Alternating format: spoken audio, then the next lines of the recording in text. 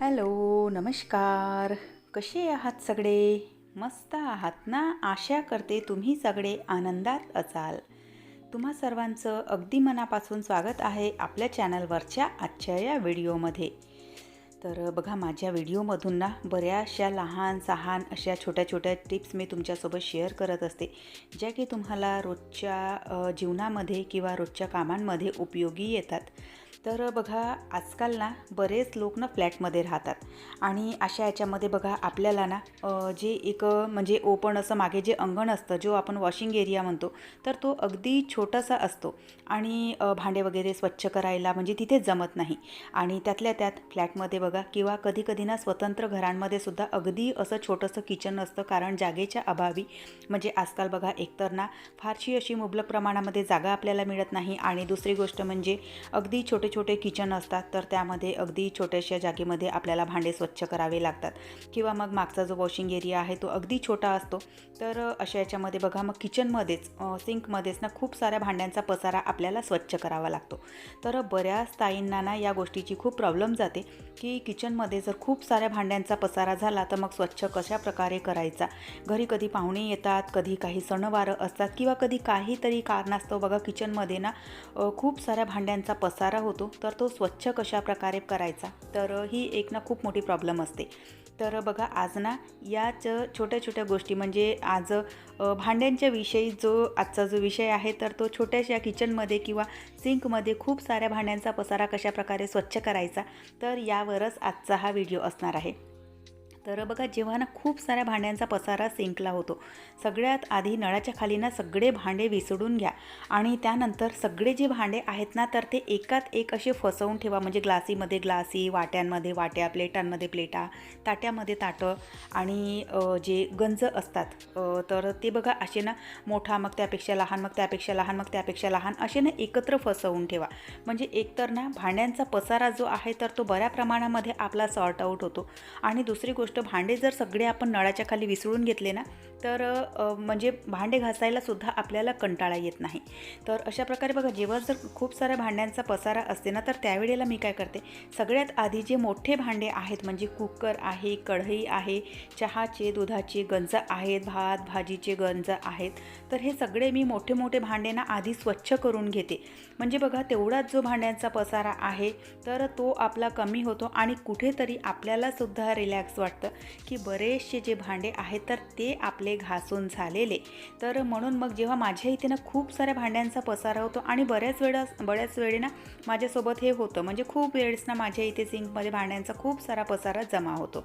तर त्यावेळेला बघा, इथे तुम्ही बघू शकत असाल सगळे भांडे एकतर मी ना पाण्याने विसळून घेतले, त्यांना सगळं असं व्यवस्थित सेट करून ठेवलं आणि त्यानंतर जेही मोठे मोठे भांडे होते, इथे बघू शकत असाल की माझे इथे सिंकमध्ये जितकेही मोठे भांडे होते, जितका मोठ्या भांड्यांचा पसारा होता, तर तो सगळा मी घासून घेतला आणि त्यांना एकाना टोपल्यामध्ये ठेवते. आणि हे जे टोपला आहे म्हणजे बघा, याला ना बास्केट म्हणतात बरेच लोक. तर ही जी बास्केट आहे तर ही मी ना मागे वॉशिंग एरियाला नेऊन ठेवली, म्हणजे त्या बास्केटचा अडथळा इथे नको आणि जे मोठमोठे भांडे आहेत तर ते सगळे माझे घासून झालेले आहेत. जेव्हा आपण भांडे घासतो त्यावेळेला ना सिंकचा परिसर थोडासा घाण होतो, तर सगळे भांडे मी ते म्हणजे धुवून घेतले, मोठे भांडे पुन्हा एकदा सिंकचा परिसर स्वच्छ करून घेतला, म्हणजे बघा ती खालची जी घाण आहे ती आपल्या कपड्यांवर उडायला नको. त्यानंतर मग जेही लहान सहान चिल्लर पिल्लर भांडे होते तर ते घासायला मी सुरुवात केली. जेव्हा भांड्यांचा पसारा खूप सारा असतो त्यावेळेला साबणीपेक्षा ना लिक्विडचा वापर करायचा. म्हणजे हे जे स्टीलचे भांडे आहेत, लहान सहान भांडे आहेत, तर बघा फारसे खराब काही झालेले नसतात ते, किंवा म्हणजे त्यामध्ये काही करपलेलं नसतं किंवा म्हणजे खरकटलेले वगैरे नसतात. तर हे जे भांडे आहेत तर लिक्विडने एकदम अशी झटपट स्वच्छ होऊन जातात आणि साबणीपेक्षा ना लिक्विडने भांडे फटाफट घासून होतात, म्हणजे खूप वेळ लागत नाही. तर त्यामुळे जेव्हा कधी सिंकमध्ये भांड्यांचा पसारा जास्त असतो त्यावेळेला साबणीपेक्षा ना लिक्विडचा वापर करायचा. एकतर भांडे लवकर घासून होतात, दुसरं म्हणजे वेळही खूप लागत नाही आणि आपली मेहनतसुद्धा वाचते. तर अशा प्रकारे बघा, सगळ्या ज्या लहान सहान म्हणजे जेही लहान सहान भांडे होते तर ते मी इथे घासायला घेतले. यामध्ये सुद्धा बघा ज्या ग्लासी वगैरे आहेत तर त्या आधी घासून घ्यायच्या, म्हणजे जेव्हा कधी आपण ना जेही भांडे वगैरे सगळे स्वच्छ करतो तर त्यावेळेला बघा म्हणजे ग्लासही आधी घासायच्या, कारण जेही बाकीचे उष्ट खरकटं असतं किंवा जेही म्हणजे भाजीच्या वगैरे स्मेल असतो तर तो ग्लासींना लागतो, त्यामुळे ना ग्लासी आधी घासून घ्यायच्या. आता तुम्ही म्हणाल की गंज वगैरे मी आधी घासले आणि त्यानंतर मग ग्लासी घासल्या, तर त्यामध्ये झालं असं की सगळे गंज वगैरे घासल्याच्या नंतर मी घासणी व्यवस्थित धुवून घेतली आणि त्यानंतर मग ग्लासी वगैरे घासायला सुरुवात केली. तर अशा प्रकारे बघा म्हणजे आधी ना सगळे चिल्लर जे भांडे आहेत तर ते घासून घ्यायचे, त्यानंतर मग ज्याही ताट्या वगैरे आहेत तर त्या घासायच्या. अगदी बघा लहान सहान या टिप्स आहेत, पण बघा या लहान सहान गोष्टीमुळे सुद्धा आपले ना बरेचसे कामं हलके होतात आणि आपल्या कामांचं ओझं कमी झाल्यासारखं वाटतं. तर म्हणून मग माझ्या व्हिडिओद्वारे ना लहान सहान गोष्टींची टिप्स मी तुम्हाला देत असते. तर इथे बघू शकत असाल सगळे चिल्लर जे भांडे होते तर ते मी सिंकमध्ये टाकले. सोबतच जेही कपं असतात तर ते बघा धुतेवेळी ना सिंकमध्ये टाकायचे नाही भांड्यांसोबत, नाही तर मग आपण भांडे धुतो ना त्यावेळेला सगळ्या कपांच्या कड्या तुटतात किंवा मग जे कपं आहेत तर ते अशी खुडल्यासारखे होतात. तर म्हणून मग ना कपांचा जो पसारा आहे तर तो वेगळाच ठेवायचा, भांड्यांसोबत त्याच्या मधामध्ये टाकायचा नाही.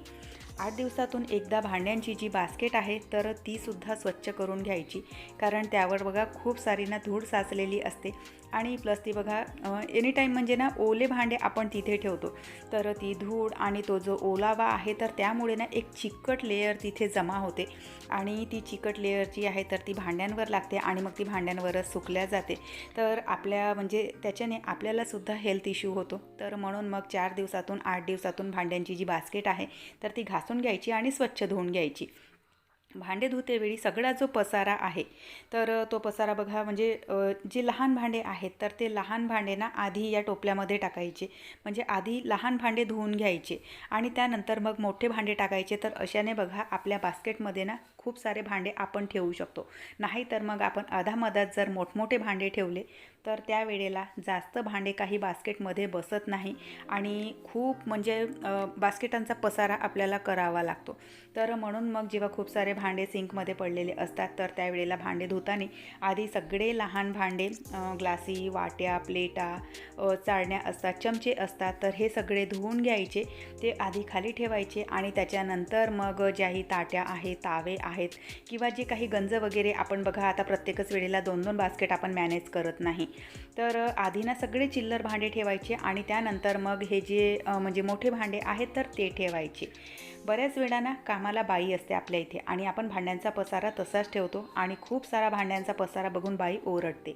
अशा वेळेला काय करायचं, सगळ्या भांड्यांचं पाणी विसळून घ्यायचं आणि एकामध्ये एक भांडे ना फसवून ठेवायचे, म्हणजे वाट्यात वाट्या, प्लेटात प्लेटा, ताटात ताटं.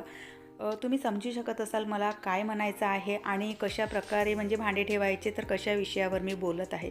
तर अशाने बघा भांड्यांचा पसारा जास्त दिसत नाही आणि ज्या बाई म्हणजे ज्याही मेड वगैरे असतात काम करण्यासाठी तर त्यांनासुद्धा ना भांडे म्हणजे स्वच्छ करायला त्यांनासुद्धा सोपं पडतं. आणि दुसरी गोष्ट म्हणजे जास्तचे भांडे जरी असतील तर अशा प्रकारे आपण सेट करून ठेवले भांडे तर भांड्यांचा पसारा ना जास्त दिसत नाही. तर त्यामुळे अशा प्रकारे भांडे म्हणजे पाणी विसळून ठेवून द्यायचं तर त्यांना घासायलासुद्धा स्वच्छ होते, म्हणजे सोपं होते. आणि दुसरी गोष्ट म्हणजे खूप सारा भांड्यांचा पसारा जरी असेल तर अशा प्रकारे आपण सेट करून ठेवले तर भांड्यांचा पसारा जास्त दिसत नाही. तर अशा प्रकारे बघा म्हणजे खूप सारे भांडे मी सिंकमध्ये कशा प्रकारे स्वच्छ करते तर त्याचविषयी थोड्याफार टिप्स मी तुम्हाला इथे दिलेल्या आहेत. भांडे घासून झाल्याच्या नंतर बघा प्रत्येक वेळेला ना सिंक स्वच्छ करून घ्यायचा, नाही तर मग सिंकमधून ना कुबट वास येतो, चिकटपणा होतो सिंकला. तर त्यामुळे प्रत्येक वेळेला भांडे घासले की त्याच्यानंतर ना सिंक प्रत्येक वेळेला घासून घ्यायचं. सिंकच्या आजूबाजूची जी टाईल्स आहे तर ती दिवसातून एक वेळा तरी घासून घ्यायची. तर अशा प्रकारे बघा सगळा जो माझ्या भांड्यांचा पसारा होता तर तो सगळा आवरून झालेला आणि बघू शकत असाल दोनही बास्केटमध्ये कचाकच असे वरपर्यंत भांडे भरलेले आहेत आणि सगळे भांडे मी इथे सिंकलाच घासले. माझा वॉशिंग एरिया थोडासा छोटा आहे त्यामुळे मागे भांडे व्यवस्थित काही घासता येत नाही, पण अगदी डोक्याला मनस्ताप न करता आणि कुठलाही त्रास न घेता इथे आरामात मी सगळे भांडे स्वच्छ करते आणि त्या टिप्स मी इथे तुमच्यासोबत शेअर केलेल्या आहेत. तर चला व्हिडिओ मी इथेच संपवते. आशा करते तुम्हाला आवडला असेल. व्हिडिओ कुठे जरी आवडला असेल तर लाईक करा, चॅनलवर पहिल्यांदा आले असाल तर सबस्क्राईब करा, बेल आयकॉनसुद्धा बेलसुद्धा क्लिक करा, जेणेकरून माझ्या येणाऱ्या व्हिडिओचं नोटिफिकेशन तुम्हाला असंच मिळत राहील. व्हिडिओ कसे वाटतात ते सुद्धा न चुकता कमेंट करून सांगत चला. आपण भेटूयात नंतरच्या व्हिडिओसोबत. तोपर्यंत सगळ्यांना बाय, सगळ्यांना धन्यवाद. हर हर महादेव.